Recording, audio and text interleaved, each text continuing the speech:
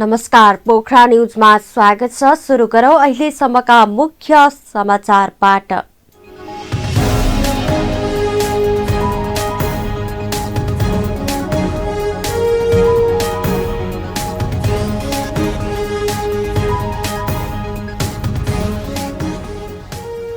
नेपालमा corona virus संक्रमण मुक्त हुनेको संख्या 2 लाख नाग्यो। पछिल्लो 24 घण्टामा 3043 जना संक्रमण मुक्त, थप 1980 जनामा कोरोना पुष्टि। संसद अधिवेशन नबोलाइएकोमा सरकार र संसदको नेतृत्वमाथि आलोचना। हिउँदे अधिवेशन सुरु गर्ने सम्बन्धमा सरकारसँग छलफल भइरहेको सभामुख सापकोटाको भनाई। पर्यटक र अध्ययन भिसामा नेपाल आएर धर्म प्रचार गर्ने लगायतका अनुचित काम भइरहेको अध्यागमन विभाग महानिर्देशक केसीको भनाई। खुल्ला सिमानाका कारण अवैध आवाज जावतमा नियन्त्रण र नियमन गर्न चुनौती।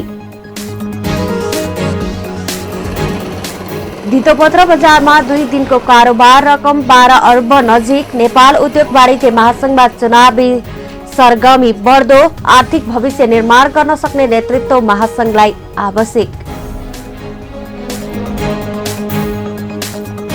र नेपाली राष्ट्रिय क्रिकेट टिमको बुधबारदेखि सुरु हुने बन्द प्रशिक्षणको तयारी पूरा। स्वास्थ्य मापदण्ड लागू गर्न क्यान संवेदनशील भएको सदस्य पाठकको भनाई।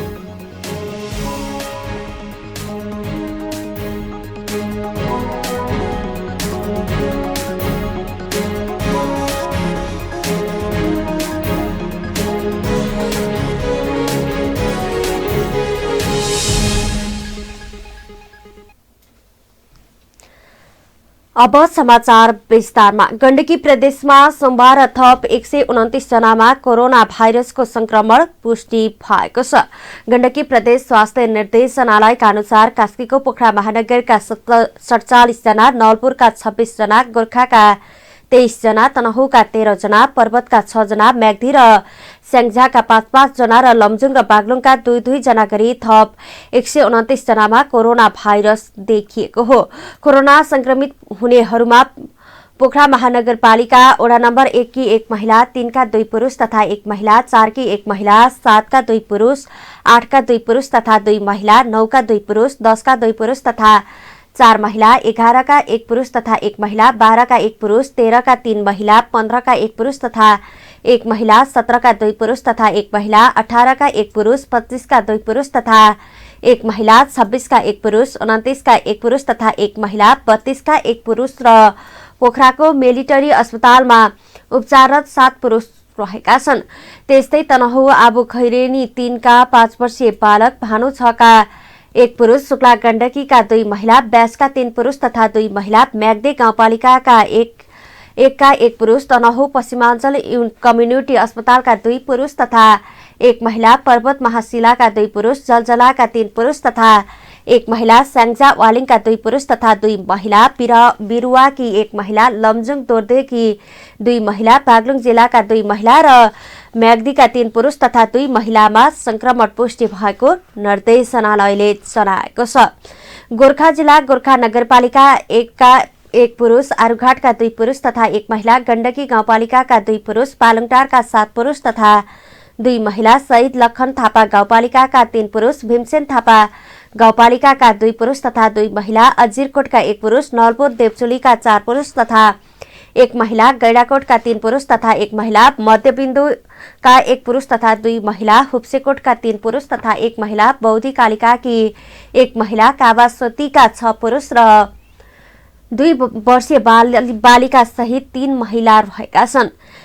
यससँगै गण्डकी प्रदेशमा कोरोना संक्रमितको संख्या 11,190 पुगेको छ। पछिल्लो 24 घण्टामा थप 167 जना निको भएसँगै प्रदेशमा कोरोना संक्रमण मुक्त हुनेको संख्या 6,398 पुगेको निर्देशनालयले जानकारी दिएको छ।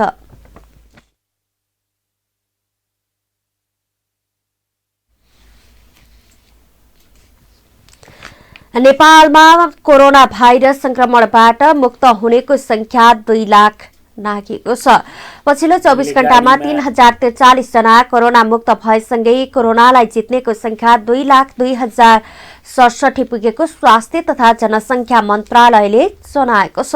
यस्तै पछिल्लो 24 घण्टामा 1980 जनामा कोरोना भाइरसको संक्रमण देखिएको छ।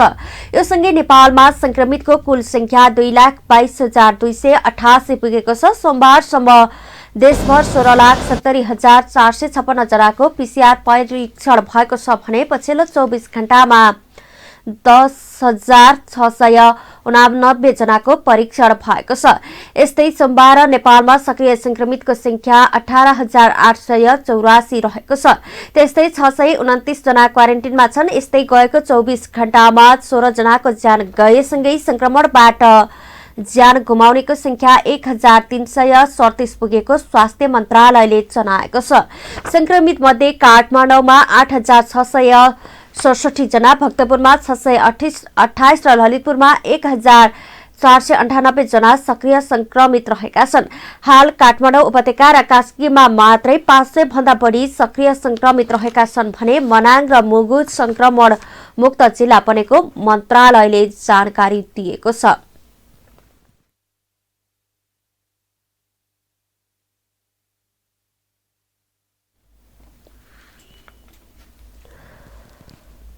पोखरा 18 सराङकोट स्थित क्याम्पचोकमा सोमबार दिउँसो प्याराग्लाइडिङ दुर्घटना हुँदा एकजनाको मृत्यु भएको छ। दुर्घटनामा परि एक महिला घाइते भएको प्रहरीले जनाएको छ। फिस्टेल कम्पनीको प्याराग्लाइडिङ ल्यान्ड गर्ने क्रममा दुर्घटना हुँदा पोखरा 28 कालिका घरपै लेकसाइड बस्दै आएका वर्ष 38 का पाइलट राजु गैरे नेपालीको मृत्यु भएको ओडा प्रहरी कार्यालय बैदामका प्रमुख एवं डीएसपी यादव ढकालले जानकारी दिनुभयो। दुर्घटनामा गम्भीर घाइते हुनुभएका गैरेलाई उपचारका लागि मेट्रोसिटी हस्पिटल लगिएकोमा चिकित्सकले मृत घोषणा गरेको डीएसपी ढकालले बताउनु भएको छ। दुर्घटनामा प्याराग्लाइडिङमा सवार काठमाडौँ बुढा नीलकण्ठ 2 बासुकीकी 28 वर्षीय शिला श्रेष्ठ घाइते हुनु भएको छ। उहाँलाई दाहिने हात र टाउकोमा चोट लागेको अवस्थामा उद्धार गरी मेट्रोसिटी हस्पिटलमा उपचार भएको र त्यसपछि रिफर गरेर काठमाडौँ पठाइएको डीएसपी ढकालले जानकारी दिनुभयो। दुर्घटना अवतरण गर्ने स्थान भन्दा करिब 1 किलोमिटर माथि डाँडामा भएको र दुर्घटनाको कारणबारे अनुसन्धान भइरहेको प्रहरीले जनाएको छ।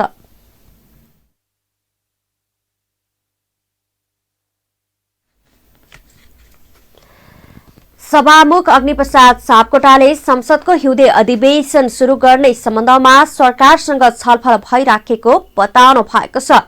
सभामुख सापकोटाले अधिवेशन शुरू गर्न संसद सचिवालय तयारी अवस्थामा रहेको र सरकारसँग पनि छलफल भइराखेको बताउनु भएको हो। हिजो सिंहदरबार स्थित संसद सचिवालयमा नेपाली कांग्रेसका नेता मोहन प्रसाद पाण्डेलाई प्रतिनिधि सभा सदस्यको शपथ ग्रहण गराएपछि पत्रकारहरूसँग कुराकानी गर्दै सभामुख सापकोटाले 1 महिनाभित्र संसद अधिवेशन शुरू हुने गरी छलफल भइराखेको बताउनु भएको हो। कोरोना महामारीका कारण संसद चलाउने सम्बन्धमा विभिन्न विकल्पमा समेत छलफल भइराखेको उहाँले बताउनुभयो। करिब 1 महिनापछि सुरु हुन्छ। त्यो त संवैधानिक बाध्यता भइहाल्यो। अब कुराकानी चल्दैछ। सकेसम्म अगाडि नै चलाउनका लागि कुराकानी चल्दैछ। के अब पछि फेरि ती अध्यादेशहरूमा सदनमा छलफल हुने रहेछ। हिउँदे अधिवेशनमा सरकारले ल्याएका अध्यादेशबारे पनि छलफल हुने सभामुख सापकोटाले प्रश्न पार्नु भएको छ। संसद अधिवेशन नबोलाइएकोमा सरकार र संसदको नेतृत्वमाथि आलोचना भइराखेको अवस्थामा सभामुख सापकोटाले छिट्टै अधिवेशन बोलाउने तयारी भइरहेको बताउनु भएको हो। बजेट पारित भएपछि सकिएको संसद अधिवेशन अहिलेसम्म पनि आह्वान हुन सकेको छैन। संसद अधिवेशन सरकारको सिफारिसमा राष्ट्रपतिले आह्वान गर्ने व्यवस्था रहेको छ।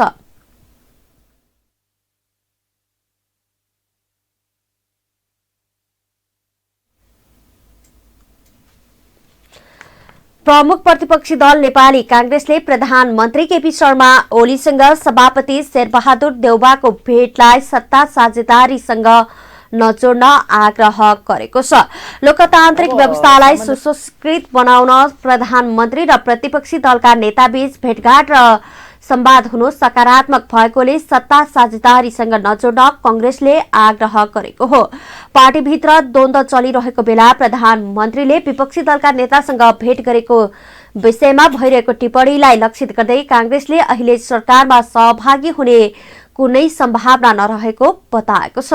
शनिबार प्रधानमन्त्री ओली र कांग्रेस सभापति देउबा बीच भेटवार्ता भएको थियो। कांग्रेस प्रवक्ता विश्वप्रकाश शर्माले संसदीय प्रणालीमा प्रधानमन्त्री र प्रतिपक्षी दलका नेताको बीचमा हुने भेटघाटका निश्चित विषयवस्तु र कार्यसूची हुनैपर्छ भन्ने नभएको बताउनुभयो। कि प्रतिपक्षी नेताले भेट्दै गर्दा किन भेटेको उहाँ प्रधानमन्त्रीलाई नभेट्नु पर्थ्यो यिनलाई अहिले बिदा गर्न लागेको बेला भन्ने खालको आम जनमानसमा गयो एउटा।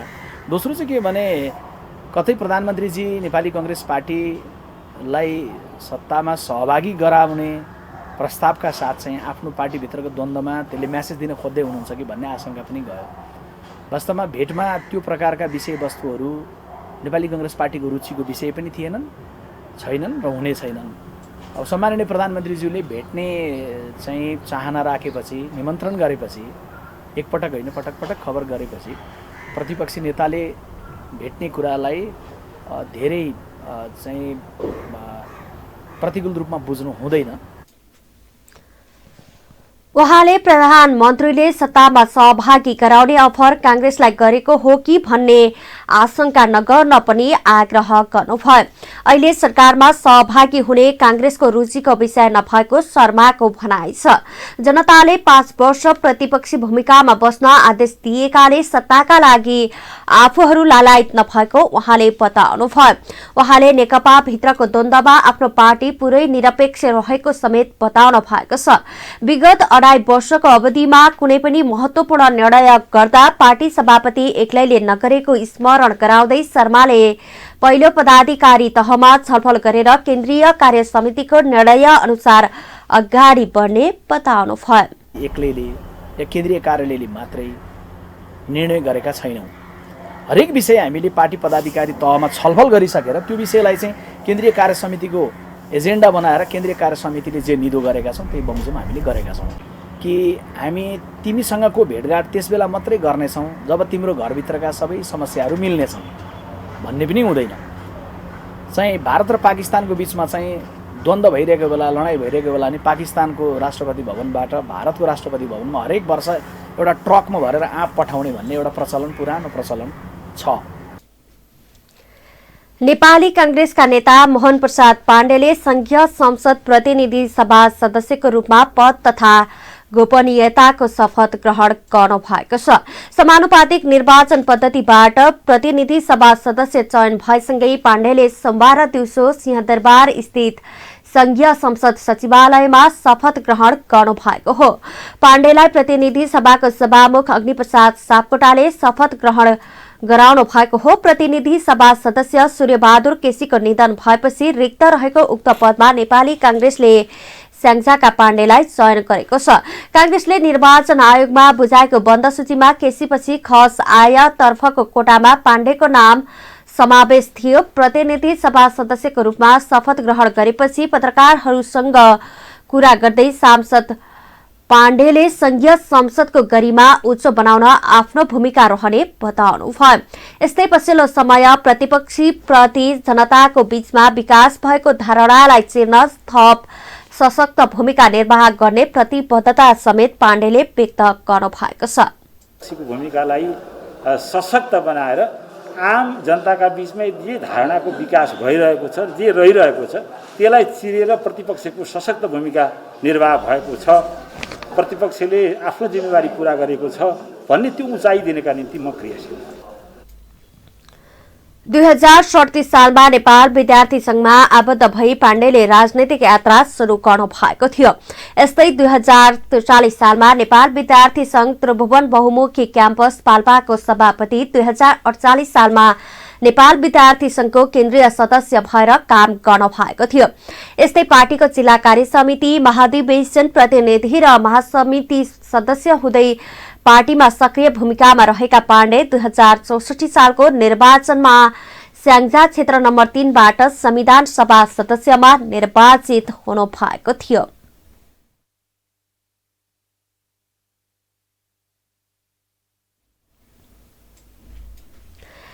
भारतसँगको खुला सिमानाका कारण अवैध रूपमा नेपाल आउने विदेशी र नेपालबाट तेस्रो मुलुक जानेहरूलाई नियमन गर्न चुनौतीपूर्ण बन्दै गएको छ।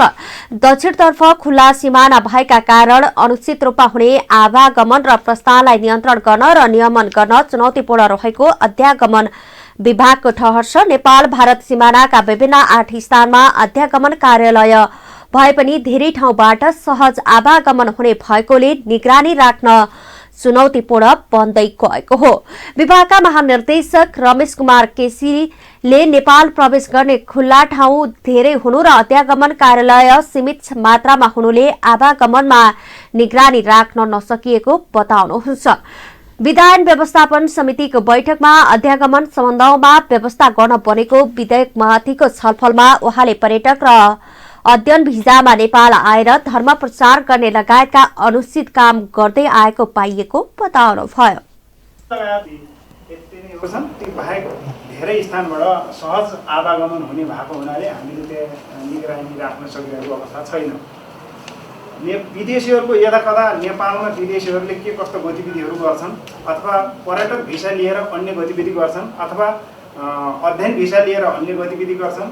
बेला बेलामा धर्म प्रचार लगायत विभिन्न कुराहरू हामी चाहिँ मिडिया मार्फत पनि सुन्ने गर्छौँ। त्यसकारण अध्यागमन प्रशासन अहिले गुणस्तरीय र एउटा प्रविधि मैत्री बनाउने लहर चलिरहेको बेलामा हामीले पनि यो गराउनुपर्छ भनेर यसमा पनि छ।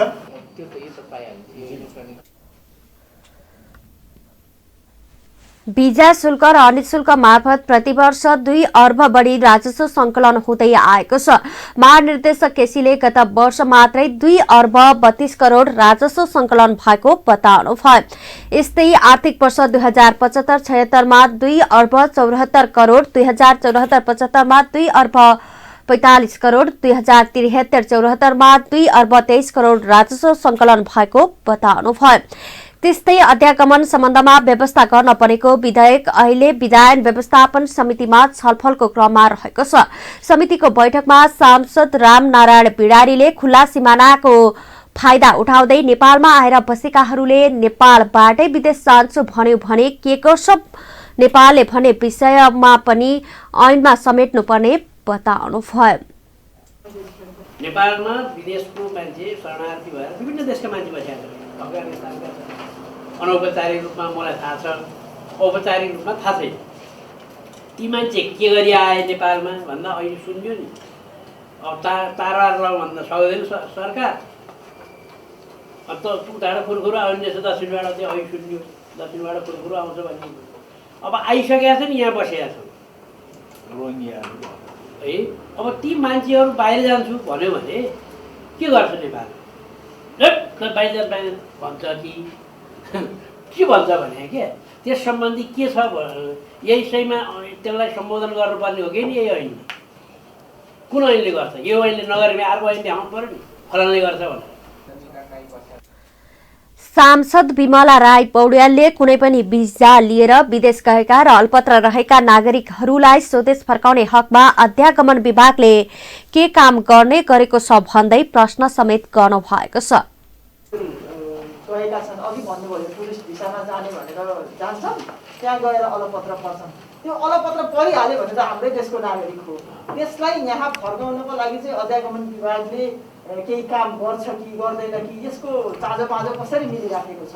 अथवा त्यो देशको भिसा नदिकन गएका छन्, लुकेर छिपेर त्यहाँ पुगेका छन्, अलपत्रमा परेका छन् भने हाम्रो उद्धार कार्यहरू आदि इत्यादि के हुन्छ? नेपालमा वर्षेनी लाखौं पर्यटक आउने गरेका छन्। तीमध्ये सबैभन्दा बढी पर्यटक भारतबाट 21% आउने गरेका छन्। यस्तै चीनबाट 14% आउने गरेका छन्। यो वर्ष अक्टोबरसम्म विभिन्न देशबाट 2,02,000 पर्यटक नेपाल भित्रिएका छन्। सन् 2019 मा 11,97,000 र 2015 मा 6,38,000 पर्यटन नेपाल भित्रिएका छन्। 2019 देखि आजसम्म विभिन्न कसुर गरेका 676 जना विदेशीहरूलाई देश निकाला गरिएको छ।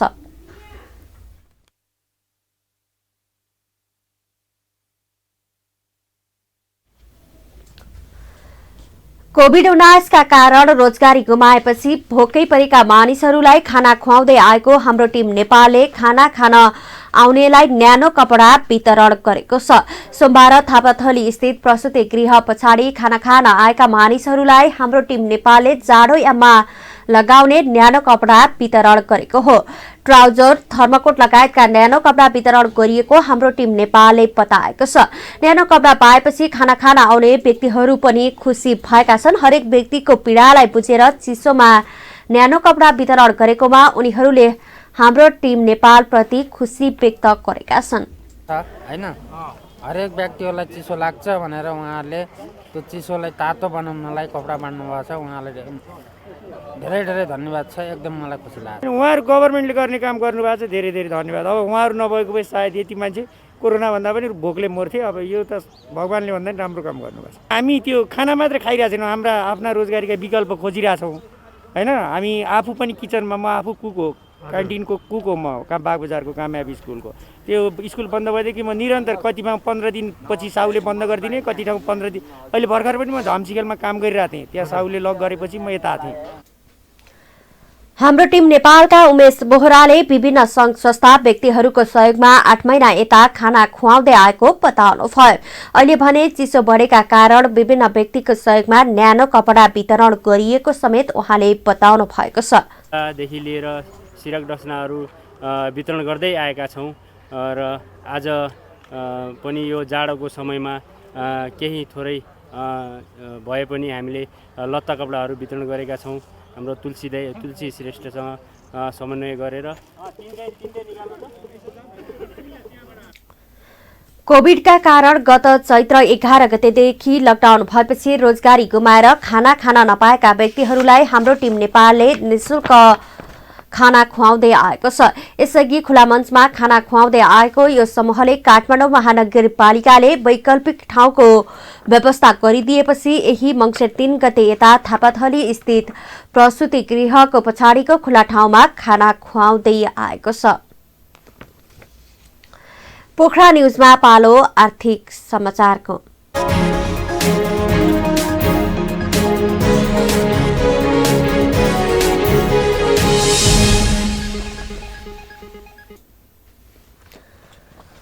धितो पत्र बजारमा हरेक दिन जसो नै नयाँ रेकर्ड बनिरहेको छ। आइतबार र सोमबारको कारोबार रकम कुल 12 अर्बको हाराहारीमा पुगेको छ। नेपाल स्टक एक्सचेन्जका अनुसार पछिल्ला दिनमा बन्द अवस्थामा रहेका होटल उपसमूहको शेयरमा लगातार वृद्धि भइरहेको छ। कम परिमाणको शेयर भएका कम्पनीको शेयरमा लगानीकर्ता आकर्षित भएका कारण नेप्सेमा उच्च अङ्कको वृद्धि भएको हो। यस्तै कारोबार रकममा समेत उल्लेखनीय वृद्धि भएको छ। नेपाल स्टक एक्सचेन्जका अनुसार आइतबार कुल 209 कम्पनीको 1,34,34,717 किता शेयर 6,90,67,28,315 मा खरिद बिक्री भएका छन्। कारोबार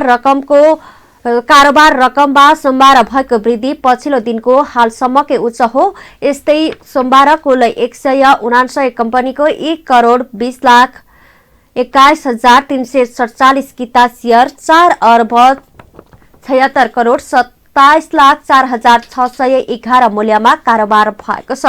स्टकका अनुसार नेप्से सोमबार 2.38 बिन्दुले घटेर 1,780.43 मा ओर्लेको छ। नेप्सेको सुधार सोमबार रोकिएको भए पनि कारोबार रकम भने झण्डै 4.5 अर्ब माथि रहेको छ। सोमबार ठूला कम्पनीको कारोबारमा पनि गर्ने सेन्सेटिभ परिसूचक भने 0.12 अङ्कले ओह्रालो लागेर 344.95 मा झरेको छ। कारोबार भएका कुल 12 उपसमूह मध्ये सोमबार 4 उपसमूहको शेयर उकालो लाग्दा 7 उपसमूहको शेयर भने ओह्रालो लागेको छ। बैंकिङ तर्फ 6.05, व्यापार तर्फ 29.17, होटल तर्फ 76.69 र उत्पादन तर्फ 133.98 बिन्दुले बढेको छ। कारोबारको प्रवृत्ति हेर्दा सोमबार पनि कोरोनाका कारण बन्द भएका होटल उपसमूहको शेयर मूल्यमा वृद्धि भएको छ। विशेष गरी सोल्टी होटल, रेडिसन ओरिएन्टल होटलको शेयर मूल्यमा वृद्धि भएको छ। ती दुवै होटल चालू आर्थिक वर्षको पहिलो त्रैमासिकमा घाटामा रहेको विवरण सार्वजनिक भए पनि शेयर बजारमा भने सकारात्मक देखिएको छ।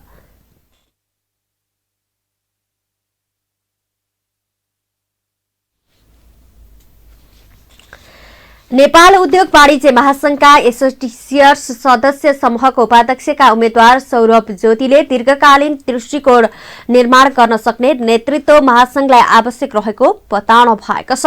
आगामी 10 वर्षमा देशको आर्थिक भविष्य निर्माणका लागि महासंघको भूमिका महत्वपूर्ण हुने भएकोले त्यसको वातावरण निर्माण गर्न पनि दीर्घकालीन दृष्टिकोण निर्माण गर्न सक्ने नेतृत्व आवश्यक हुने बताउनु भएको हो। त्यसका लागि नीतिगत सुधारदेखि जनशक्तिको सिप अभिवृद्धि गर्ने लगायतका विषयमा सरकारी निकायहरूसँग समन्वयात्मक भूमिका निभाउन सक्ने क्षमता नेतृत्वसँग हुनुपर्ने ज्योतिले बताउनुभयो। पछिल्लो समय निजी क्षेत्रसँग मान सम्मान र सुरक्षा केही पनि नभएकोले त्यसलाई स्थापित गर्न सके मात्रै देशको अर्थतन्त्रको विकास सम्भव हुने उहाँले बताउनुभयो। अर्थतन्त्रको मेरुदण्ड उद्योग व्यवसाय नै भएकोले उद्योगी व्यवसायहरूको सुरक्षाका लागि लड्नुपर्ने बेला आएको पनि उहाँले बताउनु भएको छ।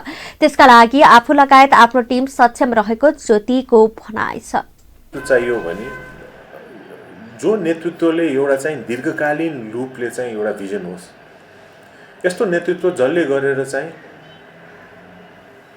कागजमा मात्रै होइन कागजमा भएको कार्यान्वयन गरेर कामप्रति चाहिँ रिजल्ट ओरिएन्टेड भएर निजी क्षेत्रको विकास गर्ने। किनभने अहिले निजी क्षेत्र भनेको हेर्नुहोस्, न हामीसँग मान छ, न सम्मान छ, न सुरक्षा छ।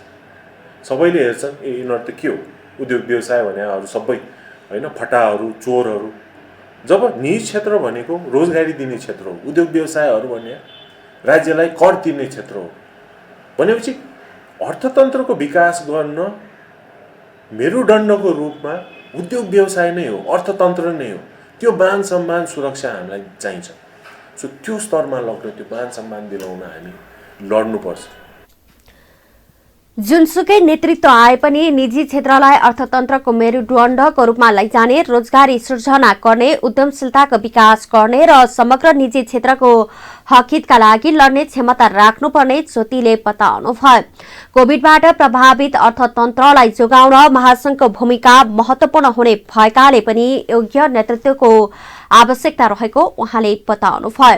महासंघलाई व्यवसाय गर्ने, थलो बनाउने व्यक्ति नभई आफ्नो स्वार्थ छाडेर समग्र निजी क्षेत्रको हितमा काम गर्न सक्ने व्यक्ति महासंघमा अट्नुपर्ने उहाँको भनाइ छ। सौरभ ज्योति किशोर प्रधान समूहबाट एसोसिएट सदस्यको समूहको उपाध्यक्ष पदका उम्मेद्वार हुनुहुन्छ।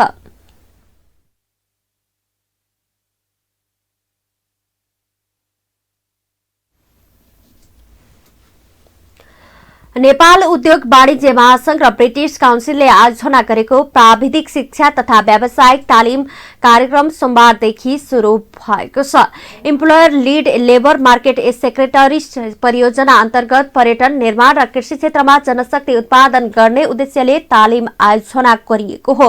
परियोजना मार्फत व्यावसायिक वर्गीकरण मानकको विकास तथा श्रम बजार सूचना प्रणालीको विकास गरिनेछ। यो कार्यक्रम पर्यटन क्षेत्र, निर्माण क्षेत्र र कृषि क्षेत्रमा कार्यान्वयन हुने पनि अध्यक्ष राणाले बताउनुभयो। यो परियोजनाले श्रम बजारको माग र आपूर्तिको व्यवस्थापनमा सघाउ पुर्याउने विश्वास गरिएको छ। यस्तै श्रम बजार सम्बन्धी तथ्याङ्कको विकास गर्ने कार्यमा समेत यो परियोजना कोसेढुङ्गा साबित हुने उहाँले बताउनुभयो। त्यसबाहेक देशमा बेरोजगारी दर घटाउन समेत सघाउ पुग्ने विश्वास अध्यक्ष राणाको छ। परियोजनाले मुलुकको औद्योगिक विकासमा सहयोग पुर्याउने, श्रम बजार सम्बन्धी सूचना प्रणालीलाई व्यवस्थित र भरपर्दो बनाउने, उद्योग प्रतिष्ठानहरूको लागि आवश्यक दक्ष जनशक्ति उपलब्ध गराउने प्रत्याभूति दिलाउनेछ।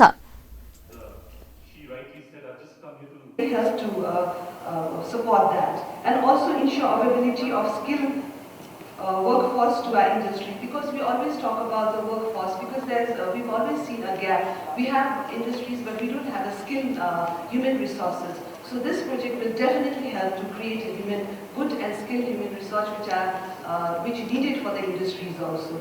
And of course reduce unemployment and also create a labor market information system system, which is also lacking in the database. So always even from the government, I think even the partners organization and INGOs are looking for the database of the labor market information system. यो कार्यक्रम 17,90,11,733 रुपियाँ बराबरको बजेटमा 14 महिनाका लागि लागू भएको हो। परियोजनाको साझेदार व्यावसायिक संस्थाहरूमा नेपाल उद्योग परिसंघ, घरेलु तथा साना उद्योग महासंघ, होटल संघ नेपाल र नेपाल निर्माण व्यवसाय महासंघहरू रहेका छन्। अब पालो अन्तर्राष्ट्रिय समाचारको।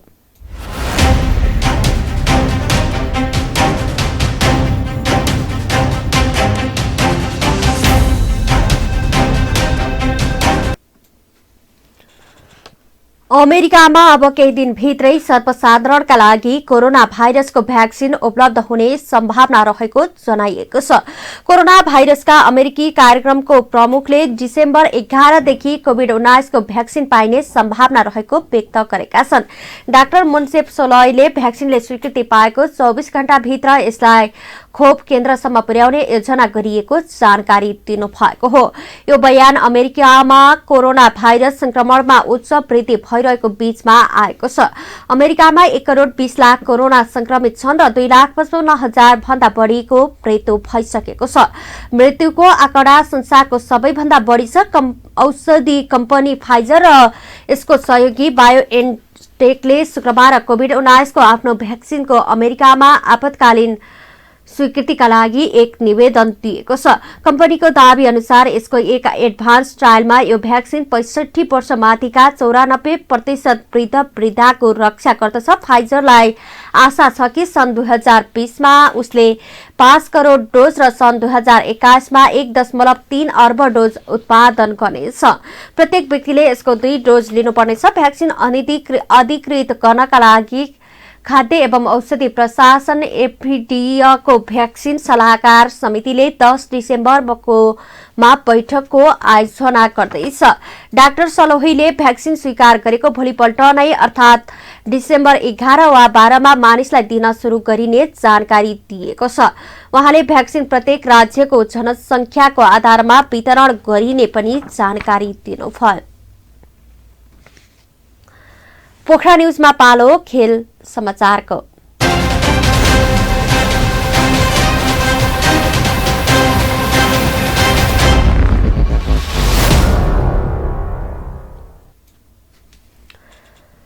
नेपाली राष्ट्रिय क्रिकेट टिमको बुधबारदेखि शुरू हुने बन्द प्रशिक्षणको तयारी पूरा भएको छ। नेपाल क्रिकेट संघले बन्द प्रशिक्षणका लागि 22 जना खेलाडीलाई बोलाएको हो। बन्द प्रशिक्षणमा सहभागी हुने सबै खेलाडी, प्रशिक्षक तथा ग्राउन्ड स्टाफको मंगलबार पीसीआर परीक्षण गरिनेछ। पीसीआर परीक्षणमा नेगेटिभ रिपोर्ट आउने खेलाडी तथा प्रशिक्षकहरूलाई राजधानीको एक होटलमा राखिनेछ भने ग्राउन्ड स्टाफलाई कृतिपुर मैदानमै राख्ने व्यवस्था गरिएको छ। ग्राउन्ड स्टाफलाई पहिलो चरणमा 1 महिनाभित्र घर जान दिइने छैन भने खेलाडीहरूलाई पनि होटलबाट मैदानसम्म आउनका लागि क्रिकेट संघकै बस प्रयोग गरिने भएको छ। नेपाल क्रिकेट संघ क्यानका सदस्य दुर्गाराज पाठकले क्लोज क्याम्पको सम्पूर्ण तयारी पूरा भएको जानकारी दिनुभयो। खेलाडीहरूलाई राख्नका लागि होटल पनि आइसोलेट गरिएको र त्यहाँ अन्य व्यक्तिलाई प्रवेश निषेध गरिएको उहाँले बताउनु भएको छ। त्यसपछि गएर चाहिँ अब ग्राउन्ड स्टाफहरूलाई पनि हामीले ग्राउन्डमै व्यवस्थापन गरेका छौँ, बाहिर जान नसक्ने खालको वातावरण बनाएको छौँ र उहाँहरू त्यही होटलबाट ग्राउन्ड आउनुहुन्छ र त्यसपछि फेरि त्यहीँ गएर बस्ने वातावरण त्यो खालको वातावरण बनाएको छ। होइन अब गाह्रो त छ यसरी नै हेर्नुहोस्, अब लामो समय भयो क्रिकेट नभएको होइन, त्यहाँपछि खेलाडीहरूलाई पनि त फिल्डमा आउन त्यति सहज छैन अहिले त। अनि त्यहाँपछि महामारीले झन् अब समस्या बनाएको छ। अब धेरै सरकारले गरेका प्रोटोकलहरूलाई मिट गर्नै पर्यो, भोलि राज्यलाई भनेका कुरा मान्नै पर्यो। यो सबै कुरा गर्दाखेरिमा अब सामान्य अवस्था भन्न त अलिक फरक छ, धेरै अलि गाह्रै छ यो। त्यसलाई ल्याएको छ हामी बेला बेलामा चाहिँ बिचबिचमा पीसीआर गराउने भन्ने पनि छ। त्यो यदि जो नेगेटिभ आउनेहरू होटल हामी भोलि नै पीसीआर गराउँछौँ। सायद भोलि रिपोर्ट आइसकेपछि उहाँहरू जसको नेगेटिभ आउनुहुन्छ उहाँहरू होटलमा जानुहुन्छ, जसको पोजिटिभ आउनुहुन्छ उहाँहरूलाई फेरि हामी आइसोलेसनमा राखेर त्यहाँभरि छुट्टै तरिकाले चाहिँ आइसोलेट गरेर राख्छौँ। यस्तै स्वास्थ्य मापदण्डका कुराहरूमा क्यान संवेदनशील रहेको बताउँदै अहिलेको अवस्थामा सम्पूर्ण कुराहरू मिलाउन चुनौती रहेको भए पनि खेलाडीहरू मैदान उत्रन उत्साहित रहेको बताउनुभयो। अब पालो मौसम समाचारको।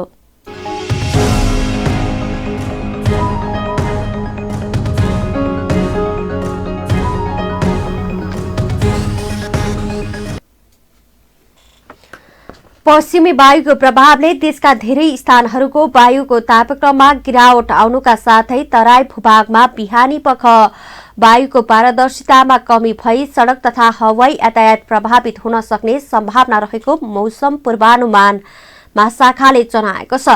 यस्तै गण्डकी प्रदेश, सुदूरपश्चिम र कर्णाली प्रदेशको पहाड़ी भूभागमा आंशिकदेखि सामान्य बदली रहने महाशाखाले जनाएको छ। सुदूरपश्चिम कर्णाली र गण्डकी प्रदेशको हिमाली भूभागका थोरै स्थानहरूमा हल्का हिमपातको सम्भावना रहेकोले आवश्यक सतर्कता अपनाउनु हुन महाशाखाले अनुरोध समेत गरेको छ। अब पछिल्लो 24 घण्टाको मौसमी विवरण।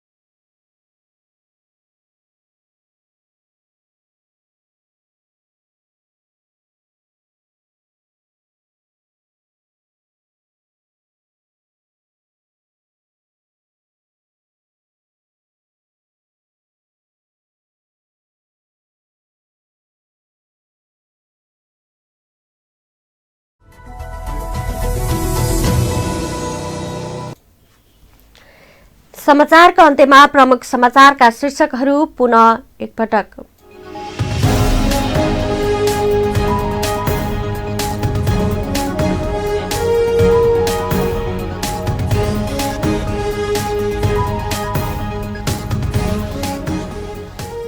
नेपालमा कोरोना भाइरस संक्रमण मुक्त हुनेको संख्या 2 लाख नाग्यो। पछिल्लो 24 घण्टामा 3043 जना संक्रमण मुक्त, थप 1980 जनामा कोरोना पुष्टि।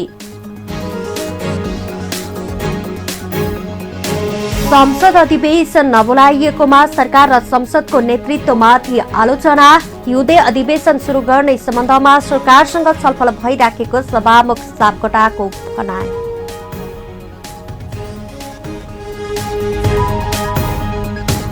पर्यटक र अध्ययन भिजामा नेपाल आएर धर्म प्रचार गर्ने लगायतका अनुचित काम भइरहेको अध्यागमन विभाग महानिर्देशक केसीको भनाइ। खुला सीमानाका कारण अवैध आवाज जवाबमा नियन्त्रण र नियमन गर्न चुनौती। धितोपत्र बजारमा 2 दिनको कारोबार, रकम 12 अर्ब नजिक। नेपाल उद्योग वाणिज्य महासंघमा चुनावी सरगर्मी बढ्दो, आर्थिक भविष्य निर्माण गर्न सक्ने नेतृत्व महासंघलाई आवश्यक। र नेपाली राष्ट्रिय क्रिकेट टिमको बुधबारदेखि शुरू हुने बन्द प्रशिक्षणको तयारी पूरा। स्वास्थ्य मापदण्ड लागू गर्न क्यान संवेदनशील भएको सदस्य पाठकको भनाइ।